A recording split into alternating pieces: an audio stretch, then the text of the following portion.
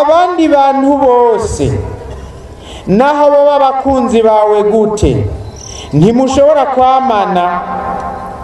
Hariho igihe bagusiga wenyene, mbere hariho aho mudashobora kujana.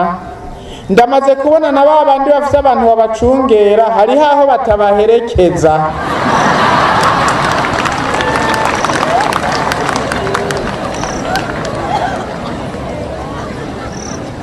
Bagaherekezwa n'umwe gusa. Uwinjiye mu buzima bw'umuntu niwe wenyene abaherekeza. Inzigo waba ufise igutuma ugenda uraramye nka wa mugabo bambwiye ngo agenda araramye ngo inzigo yiwe ntiseseke. Yezu Kristo aje kugukiza iyo nzigo ikuraramika.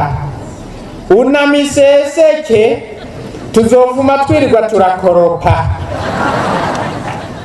Ibyo mvuze simvuze iby'Yezu ubu, hariho uwo hagati na Yezu Kristo n'umugambwe atora umugambwe. Hariho uwo hagati ya Yezu Kristo n'ubwoko atora ubwoko. Agahitamwo izuru hako ahitamwo Yezu.